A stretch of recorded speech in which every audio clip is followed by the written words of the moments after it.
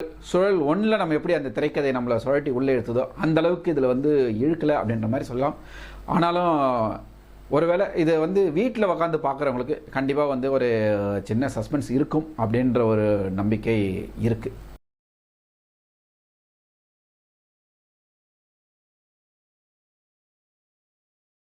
புஷ்கர் காயத்ரி இவங்களுடைய படைப்பில் பிரம்மா மற்றும் சர்ஜுன் ஆகியோரது இயக்கத்தில் அமேசான் பிரைமில் நேரடியாக வெளிவந்திருக்கிற ஒரு வெப்தொடர் வந்து சுழல் 2.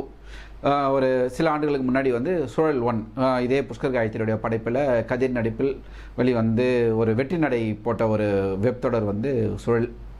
இப்போ வந்து சுழல் 2 அப்படின்னு சொல்லிட்டு 2ஆம் பாகமாக இதை வந்து அமேசான் பிரைம் வந்து வழங்கியிருக்கு.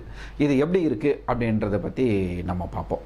சுழல் 1 வந்து ஒரு திரைக்கதையில் வந்து ஒரு விறுவிறுப்பாகவும் நல்லா பண்ணியிருந்தாங்க. ரொம்ப ஒரு நம்மளை வந்து ஒரு மைண்ட் டைவெர்ட் பண்ண விடாமல் அளவுக்கு ஒரு திரைக்கதை அமைச்சு எழுதியிருந்தாங்க புஷ்கர் காயத்ரி.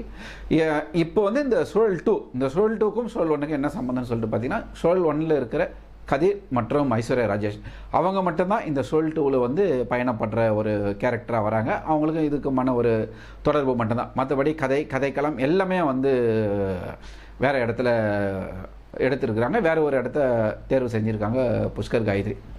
அதாவது காளிப்பட்டினம் அப்படின்ற ஒரு கிராமம். அந்த கிராமத்தில் வந்து ஒரு திருவிழா நடக்குது. அந்த ஊரில் வந்து லால் இவர் வந்து ஒரு மிகப்பெரிய வக்கீல். இவர் யாருன்னா, போன சுழல் 1ல் ஐஸ்வர்யா ராஜேஷ் வந்து நம்ம கதிரோடைய துப்பாக்கி எடுத்துகிட்டு போயிட்டு ஒரு கிளைமேக்ஸில் வந்து ஒரு கொலை ஒன்று பண்ணிடுறாங்க.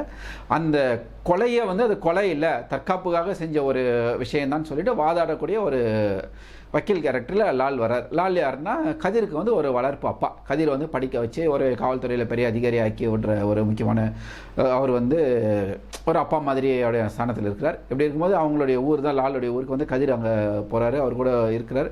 அந்த திருவிழாவுடைய முதல் கொடியேற்றம் நடக்குது. அன்றைக்கி இரவு லால் வந்து மர்மமான முறையில் கொலை செய்யப்படுறார். அப்படி கொலை செய்ய ஏன் அவர் வந்து அது கொலையா இல்லை தற்கொலையா அப்படின்ற மாதிரியான ஒரு குழப்பத்தில் இருக்கும்போது கதிர் தான் வந்து அந்த வழக்கை விசாரிக்க போகிறாரு.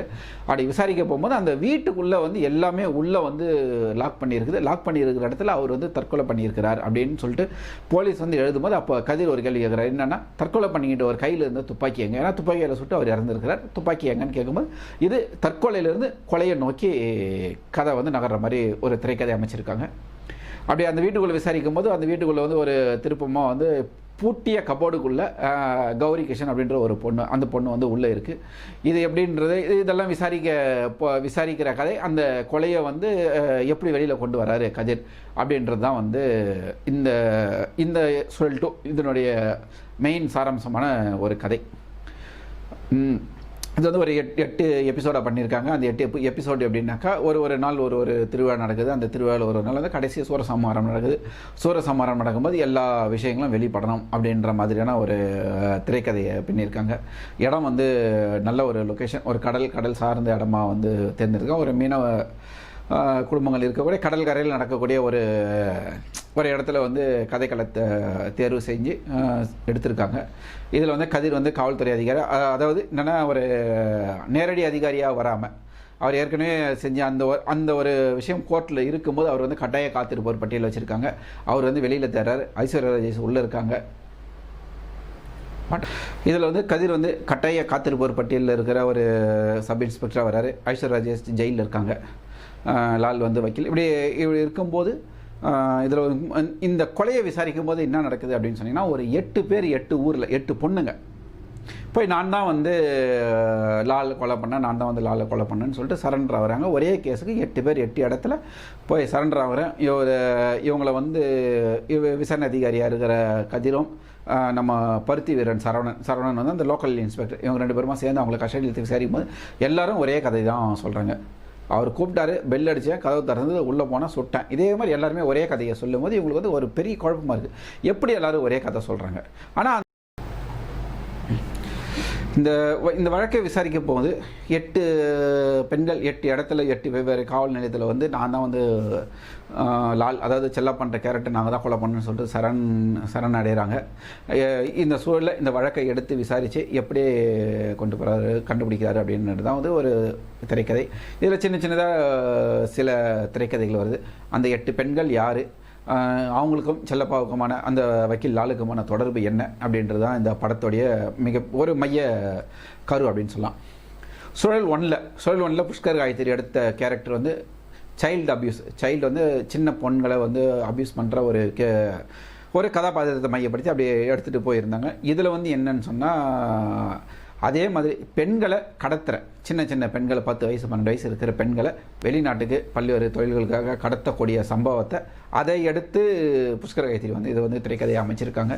திரைக்கதையில் வந்து ஒரு நல்ல விறுவிறுப்பு இருக்குது. இருந்தாலும் வெப் சீரிஸ் அப்படின்றதுனால சில இடங்களில் இழுக்க வேண்டி இருக்குது ஜவ்வாட்டம். அதை தடுத்திருக்கலாம். ஒரு ஃப்ளாஷ்பேக் காட்சியில் வந்து கொஞ்ச நேரத்துக்கு வந்து நம்ம இவர் கயல் சந்திரனும் மஞ்சிமா மோகனும் வராங்க.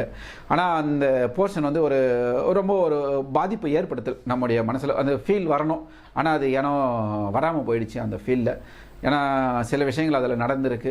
என்ன தான் வந்து ஒரு பொண்ணு வந்து ஒருத்தனை கொலை பண்ணாலும் அவ்வளோ அசால்ட்டாக வெளியில் சுற்ற முடியுமா, ஒரு போலீஸ் வந்து எந்த அளவுக்கு எடுக்கும் அப்படின்ற மாதிரியான ஒரு சில விஷயங்கள் இருக்குது. இன்னும் சில விஷயங்கள் பாராட்டக்கூடிய விஷயங்கள் என்ன அப்படின்னு சொன்னால், ஒரு அழகான பெண்கள் ஏதாவது தவறுக்கு வந்து பெண்கள் சிறைக்குள்ளே போயிட்டால் அவங்க வந்து உடல் ரீதியாகவும் மன ரீதியாகவும் அவங்கள வந்து எவ்வளோ கொடுமைப்படுத்துவாங்க உள்ள அப்படின்ற ஒரு விஷயம் வந்து அப்படி போகிறப்பாக்கள் ஒரு நச்சுன்னு காட்டிட்டு போயிருக்காங்க புஷ்கர் காயத்ரியோட திரைக்கதையில். அந்த ஒரு விஷயம் இருக்குது.